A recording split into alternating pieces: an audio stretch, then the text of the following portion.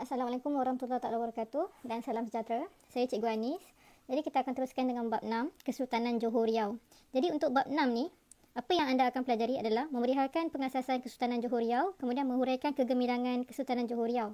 Pada asasnya, Kesultanan Johor Riau mewarisi dan meneruskan kegemilangan Kesultanan Melayu Melaka. Kepimpinan Kesultanan Johor Riau berjaya menghadapi cabaran ke arah kegemilangan. Kegemilangan dicapai dari aspek perdagangan dan juga persuratan Melayu. So, sebenarnya pada zaman dahulu, Johor, negeri Johor dikenali sebagai sebuah empire yang unggul. Jadi apabila dikatakan sebagai sebuah empire, kerajaan tu benar-benar kukuh lah dan sangat disegani oleh kerajaan luar. Ini adalah gambaran pesisir Johor dulu. Okey, untuk pengasasan Kesultanan Johor Riau. Pengasasnya merupakan seorang waris Kesultanan Melayu Melaka. Wilayah jajahan takluk, sebenarnya Johor merupakan wilayah jajahan takluk dan juga naungan Kesultanan Melaka. Antara tradisi kegemilangan dan keagungan memang diteruskan daripada Kesultanan Melayu Melaka. Ini adalah wajah pengasas. Okey, Kesultanan Johor Riau telah diasaskan oleh Raja Ali, putera Sultan Mahmud Shah dan juga Tun Fatimah. Baginda menggunakan gelaran Sultan Alauddin Riayat Shah. Bendahara Seri Nara Diraja ditetapkan menghimpunkan rakyat untuk membuka negeri di pesisir Sungai Johor. Okey, pusat pemerintahan Kota Kara. Dekat mana tu? Alauddin Riayat Shah membina pusat pemerintahan di Kota Kara pada tahun 1928. Kedudukan Kota Kara terletak di berhampiran dengan sungai yang lebar dan dalam memudahkan kapal untuk keluar masuk. Jadi bila sungai tu lebar dan agak dalam, sesuailah kapal boleh senang nak reverse dan parking. Kawasan berbukit bukau sesuai untuk jadi benteng pertahanan daripada ancaman luar. Ini adalah ilustrasi Kuala Sungai Telur di Pekan Tua. Macam mana keadaan dia. Okey. Ini Pekan Tua tadi. Kota Kara. Ini Johor Lama. So, kerajaan Johor Riau diasaskan oleh Sultan Alauddin Riayat Shah. Kedudukannya di sini.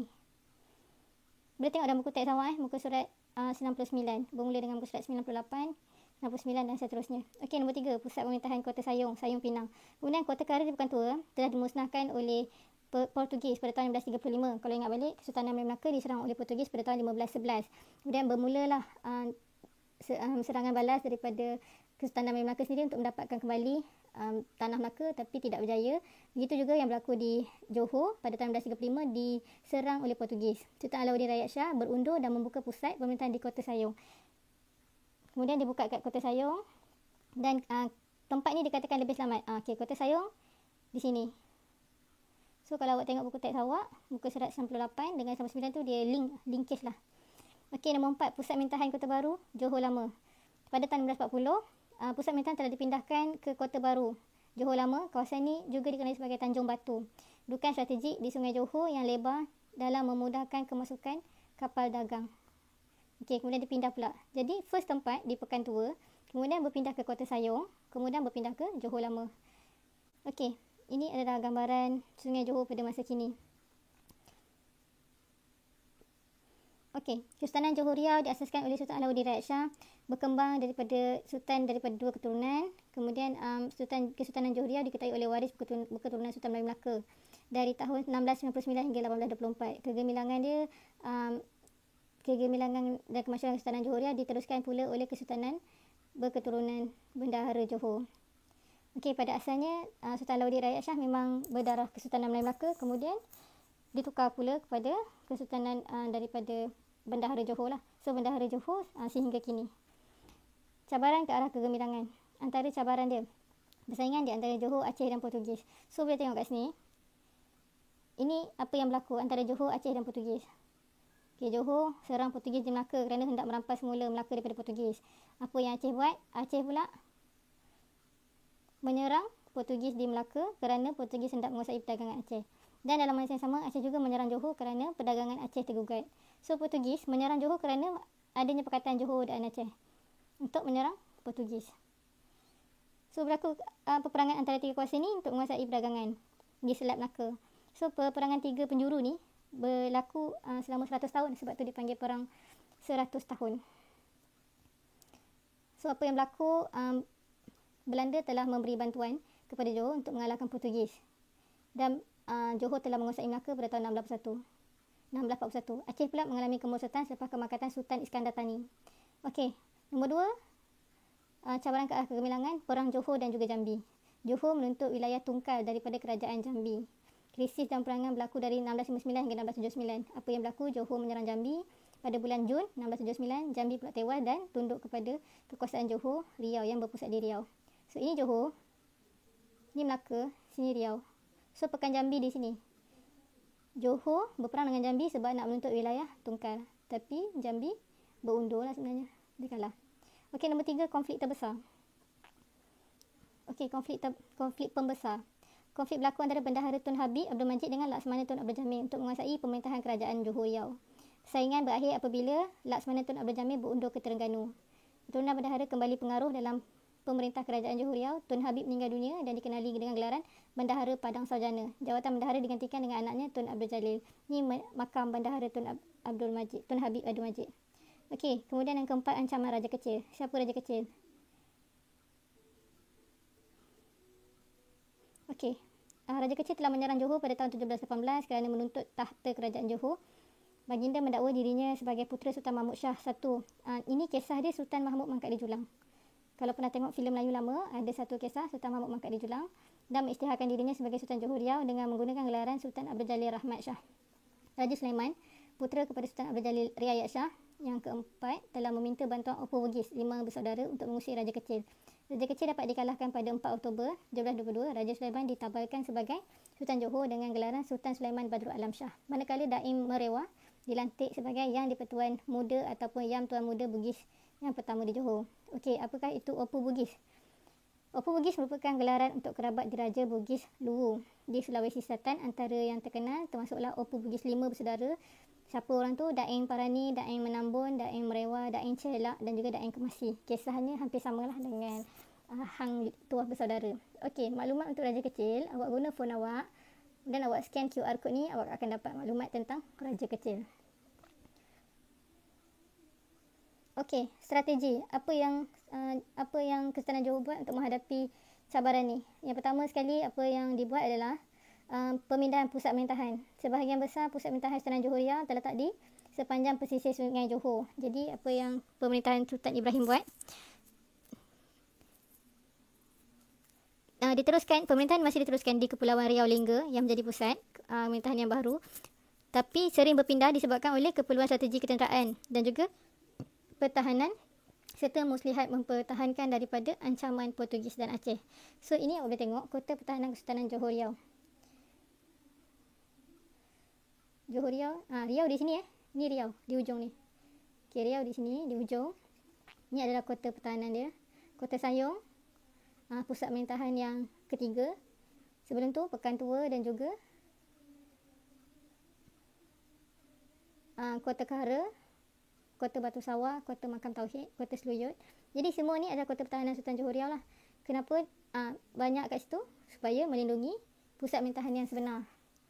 Okey, membina kota pertahanan. Kota pertahanan dibina sering berubah mengikut lokasi pusat pemerintahan yang mempunyai bentuk serta ciri yang tersendiri. Okey, boleh tengok kat sini Kota Kara, siapa yang perintah, siapa yang bina, siapa yang asaskan? Sultan Alauddin Rakyat Shah. Terletak di Kuala Sungai Telur. Pagar dibuat dengan pancang kayu besar sehingga setinggi 40 kaki tinggi tu. Diperkuatkan dengan bedil dan juga meriam. So boleh bayangkan dekat sini.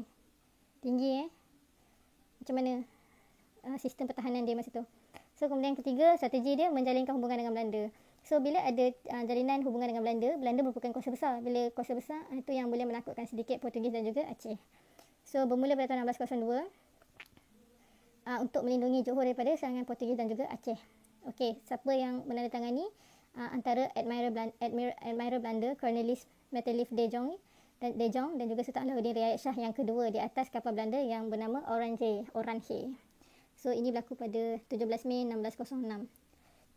Belanda meminta bantuan Johor untuk menyerang Melaka. Johor mengambil bahagian dalam perang Belanda Portugis dengan memberikan bantuan berikut. Apa yang dibantu? Mengangkut peralatan perang, buat tapak periam, gali parit kubu, menyekat musuh dari lari ke dalam hutan, menaikkan semangat tentera Belanda. Okey, Johor juga membantu Belanda mengepung dan menyerang Portugis di Melaka sejak 2 Ogos 1640. Portugis di Melaka berjaya ditewaskan pada Januari 1641. So strategi ni sebenarnya dia memindahkan pusat pemerintahan dengan membina kota pertahanan dan juga ada perjanjian persahabatan dengan Belanda Benda ni sebenarnya dapat mengekalkan kedaulatan dan kestabilan Kesultanan Johor Riau. Kewibawaan dan kebijaksanaan pemerintah pun dapat ditunjukkan dengan pendekatan ni. So, Kesultanan Johor Riau dapat dilonjakkan ke arah kegemilangan dan keagungan di alam Melayu. Tapi kita kena yakin sebenarnya dengan apa yang kita buat ni seharusnya boleh mempertahankan kedaulatan negara. Okey, untuk topik seterusnya, 6.2, menceritakan dengan kegemilangan Kesultanan Johor Riau. Okey, untuk pengenalan, Kesultanan Johor Riau telah muncul sebagai sebuah kerajaan yang unggul apabila dia bekerjasama dengan Belanda dan dapat menewaskan Portugis. Kemudian kerajaan ini berusaha menghidupkan kembali tradisi perdagangan kerajaan Alam Melayu dengan Arab, India dan China. Dia cuba menjadi pusat perdagangan yang unggul. Okey, pertama kedudukan dan strategik. Untuk menjadi pusat perdagangan yang unggul, kedudukan mesti strategik. So, boleh tengok Okey, pelabuhan Johor Lama, Batu Sawah dan Pancung mudah dimudiki oleh kapal besar. Dimudiki ni maksudnya kapal senang berlabuh lah, kapal senang pergi ke kawasan itu. Sebabnya Sungai Johor lebar dan juga dalam. Senang kalau kapal nak pusing ke apa, tak ada masalah. Lokasi pelabuhan ni di kawasan selatan Selat Melaka juga membolehkannya mengawal lalu lintas kapal dagang dari timur dan juga barat. Okey, Pelabuhan Riau yang terletak di persimpangan lalu lintas maritim dan yang strategik menjadi tumpuan para pedagang yang luar untuk berurus niaga. Ini gambaran ilustrasi pedagang Cina dan Gujarat. Ni Cina, ni Gujarat Okey. So, apa yang diorang datang, diorang bawa barang dan juga mengambil barang daripada kerajaan Johor. Jadi, tumpuan ni diberikanlah ke atas pelabuhan di Johor. Kemudian pedagang Jawa menjadikan Johor sebagai pelabuhan pilihan sebabnya tidak berminat berdagang dengan Portugis di Melaka. Kemudian pedagang Siam memasarkan hasil pertanian seperti beras, turut jadi tumpuan pedagang dari tanah jajahan dan naungan serta kerajaan lain di alam Melayu. Yang ketiga, Sultanan Johor Riau telah menjadikan pusat perdagangan mereka sebagai pusat pengumpulan dan juga pengedaran pelbagai barang dagangan. So, boleh tengok kat sini. Ni lada hitam. Okay, boleh tengok black pepper kat rumah mak tu. Okay, kemudian ni kelembak. Dari mana datangnya? Black pepper memang ditanam, lada hitam memang ditanam di Johor. Barang dagangan dia berkakak oleh tanah jajahan dan juga naungan Johor. Lada hitam, biji timah, emas. So, kita bawa ni daripada kawasan naungan. Macam biji timah dibawa dari Kelang, Sungai Ujong dan juga Bernam, Pulau Pangka, Sumatera. Lada hitam dibawa dari Jambi dan emas pula dari Indragiri. So, barang-barang lain, kelapa kering, kayu gaharu ni oat buat minyak wangi, dama, kelembak, sagu, pinang, ikan masin, pelbagai barang. Ada yang didatangkan dari garam juga didatangkan dari Pahang, Timur Sumatera, Kepulauan Riau, Sungai Ujong, Kelang dan juga Naning dan Rembau. So, ini pelabuhan Batu Sawah juga menjadi pusat perdagangan untuk barangan yang dibawa dari China. Okay, ini daripada China. Tembika, kain sutera. Selain daripada itu, seramik, kuali, besi, teh, tembaga. Kemudian ada juga pedagang Jawa datang bawa masuk beras. Selain daripada Siam, kemudian pedagang Gujarat bawa kain, wangian dan juga manik. Dan ada juga Johor juga mendapat bekalan beras yang didangkakan oleh pedagang daripada Siam. Okey, ini kesibukan pelabuhan Johor. Nampak Sebenarnya lebih sibuk daripada gambar ni. Terdapat 500 hingga 600 buah kapal dagang berbagai bangsa berlabuh di pelabuhan Johor, terutamanya di Pelabuhan Riau. Antara kapal. Okey, pengurusan pelabuhan untuk Kesultanan Johor Riau, kecekapan pelabuhan Johor Riau mengendalikan barang dagangan dan kemampuannya membekalkan semula kapal dengan cepat dan murah. Ini juga menjadikan faktor utama macam mana pelabuhan di Johor Riau tu menjadi pelabuhan entry port. So, yang pertama sekali, apa yang penting kat situ adalah kemudahan pelabuhan. Nombor 2, urusan jual beli. Nombor 3, sistem naungan. Nombor 4, peranan orang laut. Nombor 5, kemudahan membina dan membaiki kapal. Okey, kita tengok pertama, kemudahan pelabuhan. Dekat pelabuhan tu terdapat pelbagai kemudahan, antaranya gudang bawah tanah. Kemudian pegawai yang disediakan pegawai terlatih untuk mengendali dan menguruskan perdagangan. Bekalkan barang diperlukan oleh pedagang seperti lada hitam dan rempah ratus. Okey, urusan jual beli. Perdagangan dijalankan secara tukar barang dan menggunakan mata wang. So, Sultan Alauddin Rayat Shah, dia memperkenalkan mata wang emas yang dikenali sebagai emas, wang perak sebagai kupang dan juga wang timah sebagai katun. So, sini dia wang emas, ni wang kupang, ni pula wang katun. So, pada akhir abad ke-18, mata wang asing seperti dolar Sepanyol, dolar Meksiko dan duit Belanda turut digunakan. Shah Bandar. Okey, tolong imbas kembali Shah Bandar pada bab sebelum ni. Siapakah Shah Bandar? Shah Bandar merupakan pembesar yang bertanggungjawab mengurus sistem jual beli dan juga kutipan cukai pelabuhan. So, cukai pelabuhan dikenakan terhadap pedagang adalah berpatutan. Shah Bandar juga menetapkan ukuran dan juga berat timbangan barangan. Okey, sistem naungan. Pedagang luar dan juga pedagang tempatan mendapat naungan daripada Bendahara Temenggong Laksmana dan Raja Indra Bongsu. Kemudian sebahagian hasil keuntungan diberikan kepada pihak yang memberikan naungan dalam bentuk cukai, perdagangan dan juga berdagang berdasarkan sistem naungan. So melalui sistem ni sebenarnya dapat mudahlah untuk pedagang mendapatkan surat kebenaran daripada Belanda dan dapat belayar tanpa gangguan di Selat Melaka. Ni pula orang laut. Okey, ni orang laut. So siapa orang laut ni? Dia menyumbang kepada kegemilangan sebenarnya, kegemilangan Johor Riau. Okey, tugas dia pengawal pelabuhan, penunda kapal dagang, penunjuk arah kepada para pedagang dan juga pengawal di perairan Johor dan Selat Melaka. So dia sebenarnya tentera angkatan laut. Okey. Kebolehan rakyat Johor pada masa tu memang tak dapat disangka lagi. Bila dikatakan orang laut memang sangat mahir dalam membina kapal, membuat kapal pesisir pantai. Contoh dia kolek, banteng, penjajak, balok dan juga pencalang. So ini yang sangat-sangat membantu. Ni banteng Banteng. Berbeza. Semua jenis kapal adalah berbeza. Okey, kemudian pusat persuratan. Ini adalah karya-karya agung yang terdapat pada masa tersebut. So penghasilan persuratan ini membuktikan Kesultanan Johor Riau tidak ketandusan dengan karya agung dan juga tokoh persuratan yang berkaliber. So Batu Sawah dan juga Pulau Penyengat Riau memainkan peranan penting dalam perkembangan penulisan karya agung persuratan dan juga berkaitan dengan kerajaan Melayu. Antara yang terkenal adalah Suralatus Salatin, Raja Silasilah Raja ataupun Peraturan Segala Raja-Raja. Hikayat Melayu disusun dan tulis mula oleh Tun Sri Lanang. Okey, Hikayat Hang Tuah. Kemudian selain daripada itu, tokoh persuratan Tun Sri Lanang. Siapa Tun Sri Lanang ni? Nama sebenarnya Tun Muhammad bin Tun Ahmad Paduka Raja. Okey, ini orangnya. Okey, sedikit info. Suralatus Salatin, Hikayat Hang Tuah diiktiraf sebagai hasil kesusastraan klasik dan epik Melayu oleh UNESCO dalam Daftar Ingatan Dunia. So boleh tengok. Ini yang diberikan pada tahun 4 September 2001. Okey, karya lain. Banyak. Tajul Salatin, Mahkota Raja, pelbagai Tufat Al-Nafis. Boleh baca dekat buku teks awak muka surat 109. Okey, ini adalah imbas kembali. Jadi sebagai panduan untuk menyiapkan nota, mesti ada poin-poin penting ini. Pengasasan Kesultanan Johor Riau, siapa pengasasnya, pusat pemerintahan, cabaran, ada 4 cabaran. Kemudian setelah berjaya mengharungi cabaran, strategi menghadapi cabaran. Kemudian setelah berjaya menjalankan strategi tersebut, jadilah Kesultanan Johor Riau sebagai sebuah kesultanan yang gemilang. Okey, pengurusan pelabuhan, macam mana pelabuhannya diuruskan sehingga menjadi sebuah pelabuhan entry port dan juga pusat persuratan yang amat terkenal pada masa itu. So sebenarnya Kesultanan Johor Riau ni menunjukkan yang